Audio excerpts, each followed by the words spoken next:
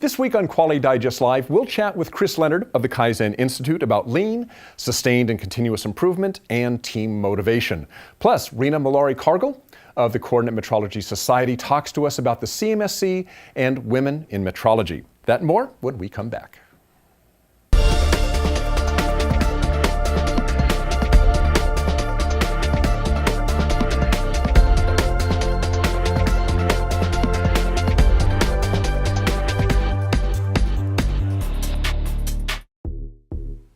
This episode of Quality Digest Live is sponsored by Hexagon Metrology.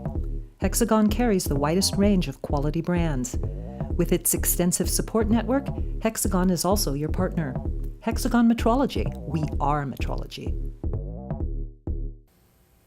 And welcome back to Quality Digest Live for February 27th, 2015. QDL is your weekly look at who and what is making the news in the world of quality. I'm Dirk Ducharme, Editor-in-Chief of Quality Digest.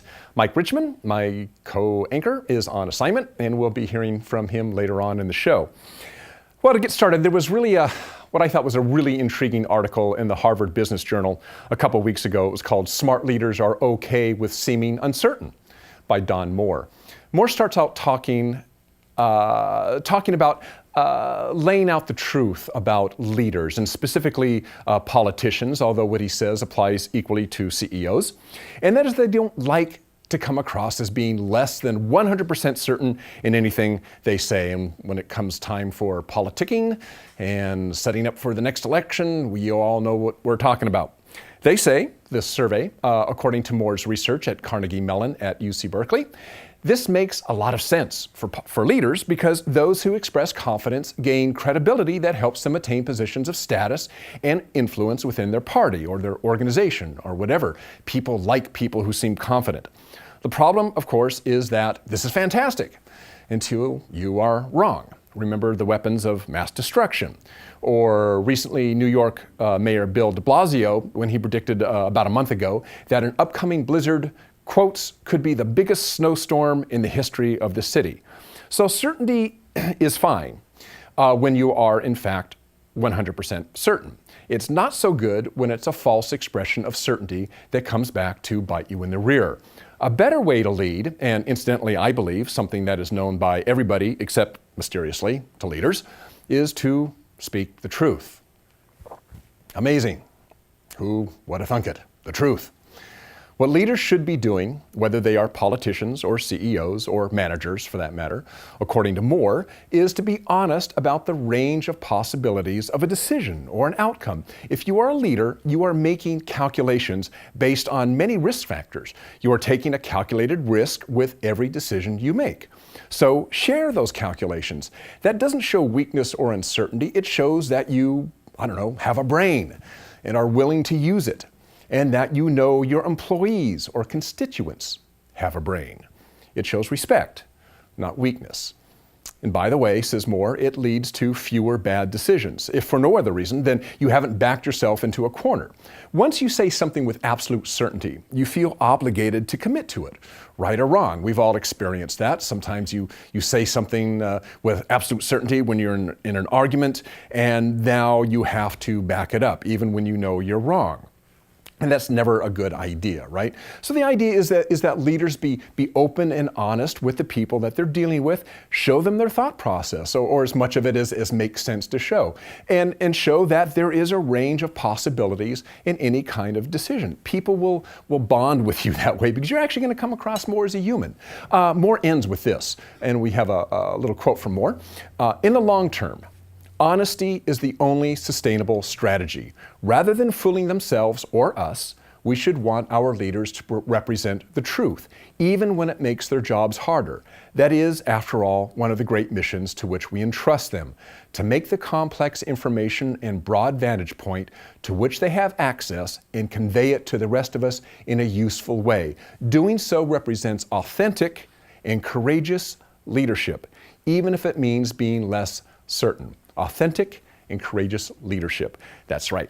Who would have thought the truth, just like your mom told you, is always the best way to go? All right.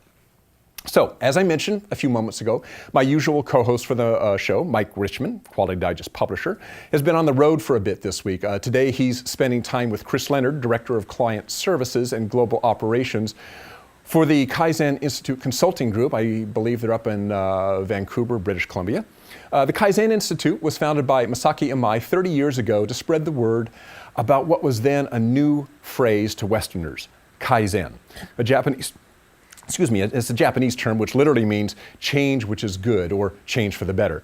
The concept of continuous improvement with its emphasis on establishing good processes, going to the gemba or the place where work is done, gathering data and facts, finding root causes of problems, and working as a team, all of that is embedded in Kaizen. Kaizen is quite simply the guiding principle for what today we now call lean.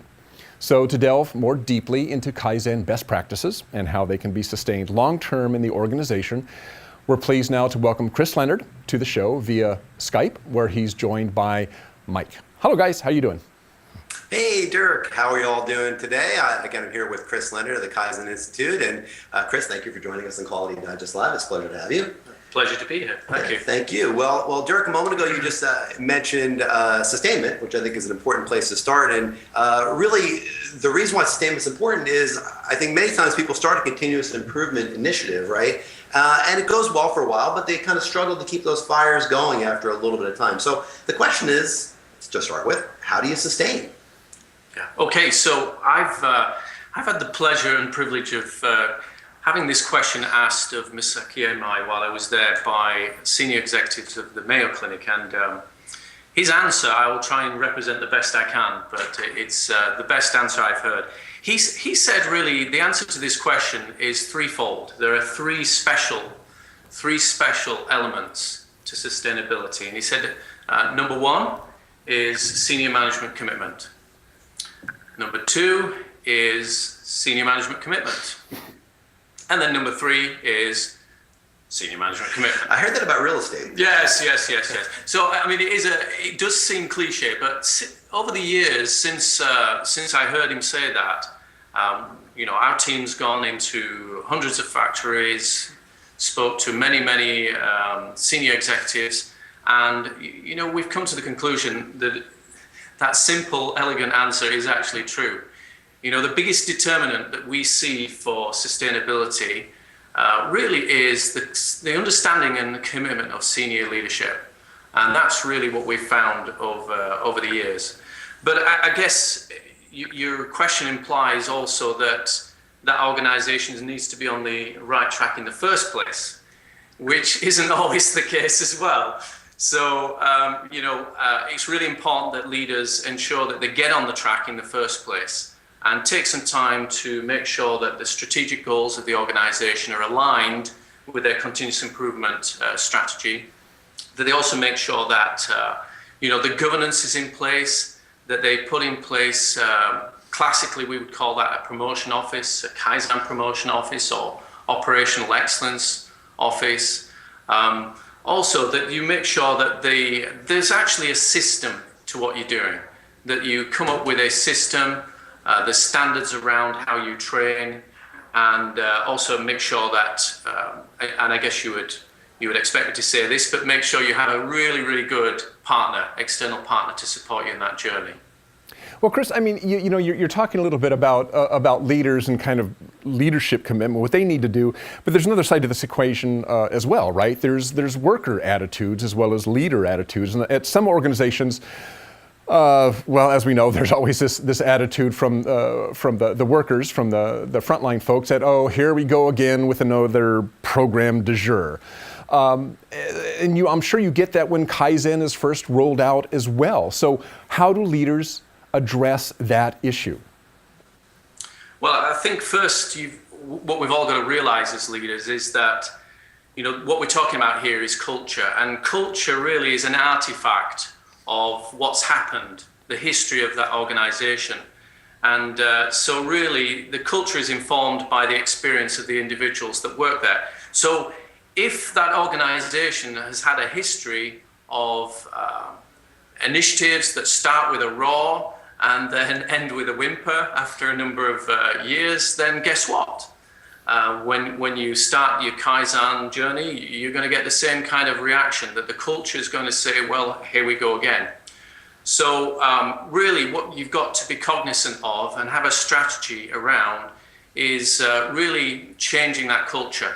And there's lots of philosophies on change management and changing culture, but the way I like to think about culture change is, we're in the beautiful west coast of Canada, and it's the only place in Canada that really doesn't get a lot of snow. And the reason behind that is because the conditions that are needed for snow to be created, if you like, are not normally in place. And we can wish it to snow like my children often do, but like this year we've barely had anything.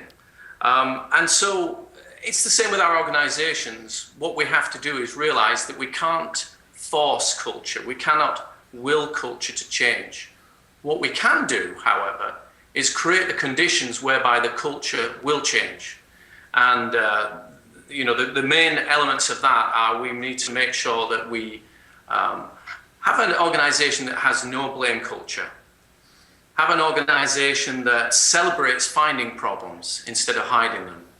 Has an organization then that has personal accountability right the way down to operator level, and engaging the operator in that accountability and making that accountability visual.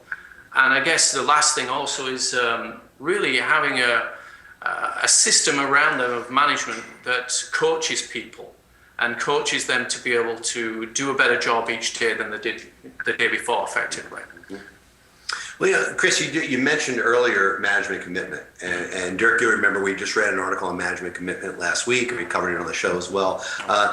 But the premise of this article was this idea that maybe we need to get away from management commitment and look at leadership. Deming talked about not management, but institute leadership as one of his 14 points. And also ISO now is talking about leadership as opposed to management commitment. So the question really is, how do you encourage, how do you foster true leadership, and how do leaders actually do that, lead in a change process? Yeah, that's a great question as well. And I think the great kind of,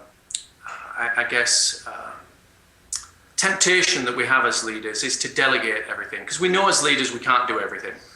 And so what we tend to do with continuous improvement is say, okay, well, we believe in it, I agree, I'll give you the resources we need, but I'm delegating that. And that's something that the continuous improvement team does, or operations, and this is a great first misstep. Commitment really comes from the individual leader actually embracing the principles in their everyday work life. So their everyday standard work needs to change. And so this was something that Masaki Imai saw, and the Toyota and other people from Japanese saw. There was the big difference between their organizations and organizations in the West, that at that time they wanted to lead their organizations from behind their desk. And nowadays we lead them from behind our computers, with our heads down with our devices, and we feel that that's the right way. Whereas in Japanese business culture, they really they walk the walk. And I coin a 12th century preacher, Francis of Assisi, said, preach often and sometimes, if needed, use words. And that's a great piece of wisdom from a long time ago that holds true with leadership, that really we need to be not just seen to support it, but actually be walking the walk. And when we talk about walking the walk, we're talking about doing what traditional owner-managers do, which is they go and look at where the services are provided or the products made.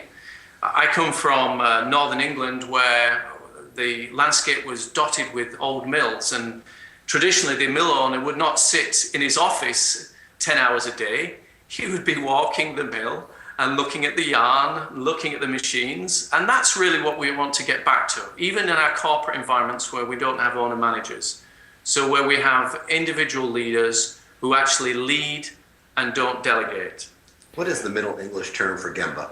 Is there one? I don't know. You need to give me a little bit of time on Google with that one. Hey guys, before we go, I just wanted to throw one last question in here, and I hope this isn't coming too much from from right field. But earlier, Chris, you talked about accountability, and you also talked about we can't have a culture of blame. Now, some people associate the two. How do you, and I would ask you that question, how do you have accountability? How do you hold somebody accountable for their actions, for their job, for doing the right thing and so forth, and at the same time not have it become a blame? It's a great question. And I think, the simplest answer, and I think at the core of the change of the culture that you need to do is to make part of their job to find and solve problems. So if you're making them accountable for finding problems and changing them, then that changes the whole thing. That turns the whole thing on its head, as opposed to making them just accountable for getting it right. And that's it's a sea change in terms of how you look at it. And when you visit Japan or you visit some of these more mature organizations, they look at processes and say, if it hasn't changed a couple of hundred times, we're not even beginning to get to the point where it's good. So each one of those changes represents a problem. And the problem wasn't the operator, the problem was the process. So if you can change that, I think the whole accountability piece sits very, very nicely with a no blame environment. Okay, well, guys, and Chris Leonard of Kaizen Institute, and Mike, thanks for joining us this morning. We've got to move on, but I appreciate you calling in from Vancouver, and maybe you'll get some snow. No, I doubt it. Too late. Too late. All right. Thanks, guys. Bye. Okay, well, customer satisfaction with retail is down for the first time in 4 years, according to a report released by the American Customer Satisfaction Index, otherwise known as the ACSI or AXI for us here at the Digest. All brick and mortar retail categories have shown a weakening or a flat customer satisfaction for the final quarter of 2014, according to the AXI. Only internet retail is up from a year ago. For instance, customer satisfaction with online stores, particularly Amazon, Netflix, and Newegg, is up. So what did customer satisfaction for brick and mortar retail look like in 2014? Well, on average, department and discount store categories remained flat with an AXI score of about 77. But, and here's the big thing, the gap between the best and worst ranked companies continues to grow. At the top, no surprise, as it usually is, was Nordstrom, which gained 4% in its customer satisfaction scores, while at the bottom of the category, Walmart dropped 4% to a really low score of 68. With its lowest level of customer satisfaction since 2007, Walmart is now well behind Meijer and Sears, which were also pretty low. Our thought, looking at Walmart, is that Walmart's decline is most likely due to a couple of reasons. Continuing bad press on employee wages and benefits. Walmart can't seem to stay out of the press every couple months for just those reasons. And the actual impact that allegedly poor wages and benefits have on employees and by extension customers, and we'll get to that in just 1 second. Compare Walmart's low customer satisfaction ratings to a big box like Costco, which has notably higher wages and better benefits than other retailers. Not surprisingly, Costco is at the other end of the customer satisfaction spectrum. Costco leads its category with a score of 84. We don't think it's a coincidence that stores with good wages and benefits do better in customer satisfaction than stores with poor wages and benefits. And neither do customer service advocates. Happy employees, think about it, put on a better public face than unhappy employees. Whenever an employer does its best to address the needs of its employees in terms of wages and benefits and working conditions, you're going to get happier and more committed employees. And happy, committed employees are going to have better interactions with customers, right? We've all encountered employees that obviously aren't happy with their job. I mean, if you're trying to make a living and, you're making a wage that barely pays the bills and you've got to put, clothes on your kids and you got to take care of daycare and you've got to put food on the table and you got to pay rent, that doesn't make you a very happy person. And now you have to go out and deal with customers, which is probably the hardest job in the world if you've ever been in retail. Customers are cranky, and still it's your job to be pleasant and polite, and it's hard to do that when you're not happy yourself. Now, this has been studied to death, and the results always turn out the same. Indicative is a 2012 study published by the Journal of Occupational and Organizational Psychology, which says results indicated that organizational commitment by employees had a more persistent influence on performance at the business unit level. Consistent with prior research, says the survey, this suggests that job attitudes may come first and that practitioners might be well advised to aim to improve job attitudes in order to boost performance. So if retailers like Walmart, Meijer, Sears want to raise customer satisfaction, they actually need to look no further than employee satisfaction. So there you go. Strangely enough, this makes a lot of sense, and yet somehow we forget about all that, as usual.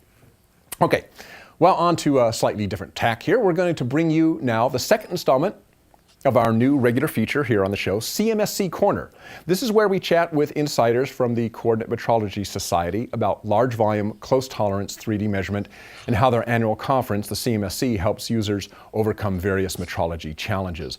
There are a few people who are better equipped to address these topics than our next guest, Rina Molari-Korgel, who, in addition to being one of Hexagon's very finest application engineers, is also the vice chair of the Coordinate Metrology Society. Rina, thanks for being with us today.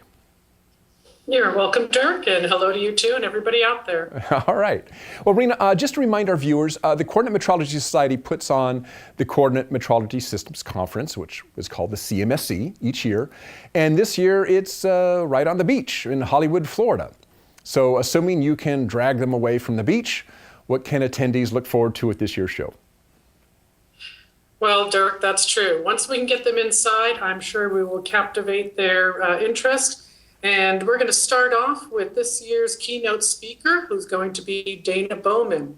He's a retired Sergeant First Class with the U.S. Army, where he was Special Forces soldier and member of the U.S. Army's elite parachute team, the Golden Knights. So Dana is a motivational speaker who touches on the able-bodied as well as the disabled on his conquest over becoming a double amputee in 1994, returning to the air with a parachute jump just 5 months later after his accident, and returning to military service within 9 months. Quite an accomplishment. Dana has returned to one of his passions, which is being in the air with parachuting and helicoptering. So this quest has driven him to share his life-changing thought processes in hopes of being the catalyst that sparks the positive in all of us. Dana will be making an appearance on Monday evening before speaking to us Tuesday morning, July 21st. CMSC 2015 also offers the exhibit hall where all the latest technologies, products, and processes will be displayed, accompanied by knowledgeable application engineers to assist you in discovering the items best suited to your needs. As in the past several years, the exhibit hall will also house the measurement zone, which is still under construction for this year's events. But let me tell you about last year's 4 zones. The first zone contained a laser tracker measurement contest that was used to observe process practices. This was a key area for many of the attendees' interests. The second contained a portable arm measurement zone where attendees could work hands-on with assistance of application engineers to widen their horizons. The third zone was a multimedia training area where attendees could access various short-term training programs on basic metrology and such items as measurement uncertainty.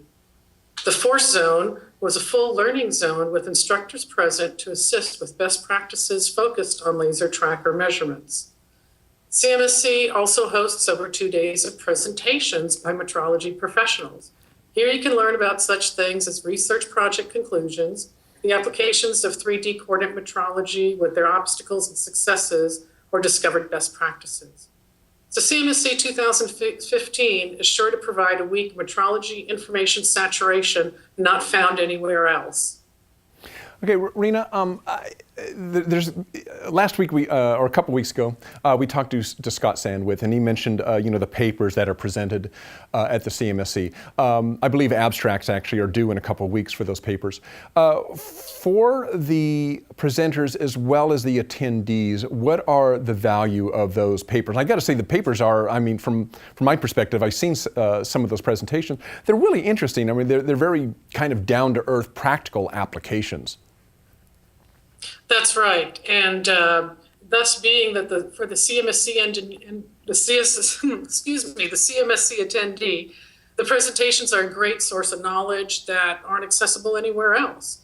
So at the conference, not only will you be able to listen to the presentation, but you'll have access to the presenters and along with the other developers of those papers who were there attending the conference and at the networking events for you to grab a hold onto and ask them some one-on-one questions in order to help you gain some insight to your measurement needs. So for the attendees, these presentations are just a gold mine of information and wealth of knowledge for them to reap. And for the presenter at CMSC, what you get is being acknowledged by the highest recognition in your industry. And that's to share your knowledge and experience with your peers at CMSC 2015. Once again, they'll be available for one-on-one conversations with interested attendees. And as being a presenter, your technical paper that's submitted has the opportunity of being published in the Journal of the CMSC. Now, this is a one-of-a-kind journal that's mailed out to a large circulation, and it's also distributed to trade shows and conferences that influence participation at our annual Coordinate Metrology Society conference. So, as an attendee or as a presenter, the wealth of knowledge that you can reap from each other and one another is one of the main reasons for attending the conference, as well as our exhibition hall for the hands-on experience. Okay, Rina, I want to kind of change gears completely here, I think, a little bit from the CMSC, although it does tie in. You are in kind of a unique position. You are, as we've talked about in the past, you are a woman in a profession that is largely dominated by men. There's not a whole lot that I know of female metrologists. And by extension, that same applies to technical or engineering professions in general. So what's been going on since we last interviewed you about this subject, I guess it was 3-4 years ago? Have there been more women joining the ranks of metrology in the last couple of years? Well, Dirk, actually, it was back in 2008, so we're going back almost 8 years ago from my records, although this is a topic that we do touch on very often. It is tough to get the younger generation interested in metrology, so let alone to knock down those numbers and focus in on just the female gender of the population, it does get very tough. But over the past few years, we've seen really record numbers of first-time attendees at the CMSC conference. So levels reaching up to 15% of new faces with fresh ideas and that look of amazement that they've discovered a new world unto itself filled with possibilities that measurements can bring. So not only are the keys to traditions of inspections available to them, but they're finding the limitless world of using measurements to help produce things right the first time around. So women engineers, along with their male counterparts, are beginning to discover the command and the power of measurement. This demand and the power of measurement is what draws them into the technology and into their field. And once there, they really are captured and entranced by the possibilities that the technology offers them.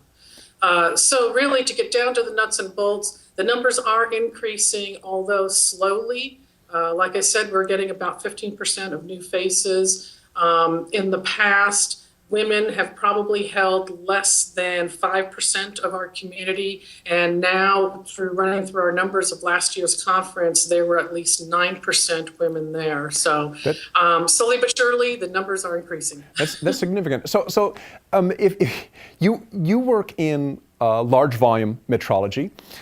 So you get to measure really interesting things, big things. I mean, just to give people kind of whet their appetite if they're not familiar with kind of what you're doing out in the field, the kind of stuff that you're measuring. Give us a couple examples of some just cool projects that you've had. Well, Dirk, some of the really cool things that we get to access in our field, of course, focuses on the military sector, and I do play a role in the aerospace area. So airplanes such as the F-16, the F-22, and the very beginnings of the F-35 were quite fascinating projects, let alone moving on to items such as a Titan Centaur launch vehicle. That was probably the largest article from top to bottom, checking cylindricity, and then at the very top measuring the payload attach pads. Moving on from there, we delve into different areas, such as once got to measure a sarcophagus, a 2,000-year-old Egyptian sarcophagus by the name of Meritites.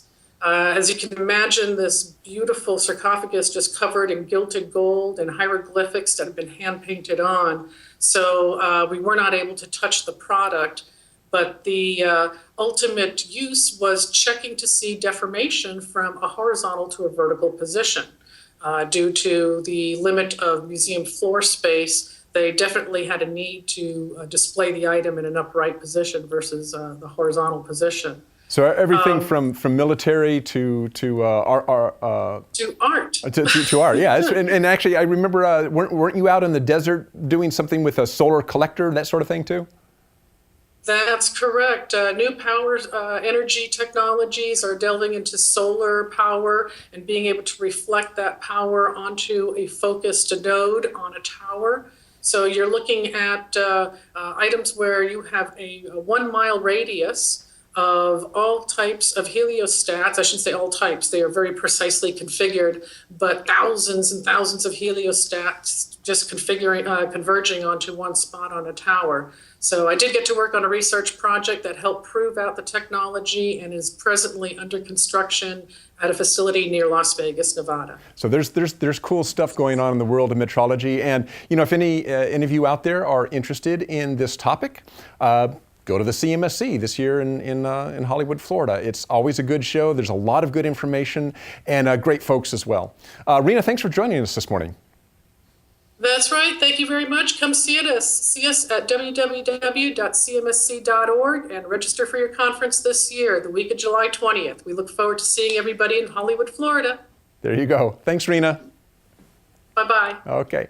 Well, that's our show for this week. But before we go, we'd like to thank our sponsor for today. Hexagon Metrology is committed to helping you control your processes, enhance the quality of your products, and increase efficiencies. They empower you to stay one step ahead of a changing world with their wide range of product offerings, nearly 200 years of expertise, and an extensive support network. Hexagon Metrology, where quality comes together. For more information, just click on the banner ad just below or to the right of this video player screen. Well, that is our show for today, so thanks to Chris Leonard of the Kaizen Institute and Rina Molari-Korgel of the CMSC for joining us today. And Mike, hurry up and get back here so I can go on vacation. Have a great weekend, everybody. So long.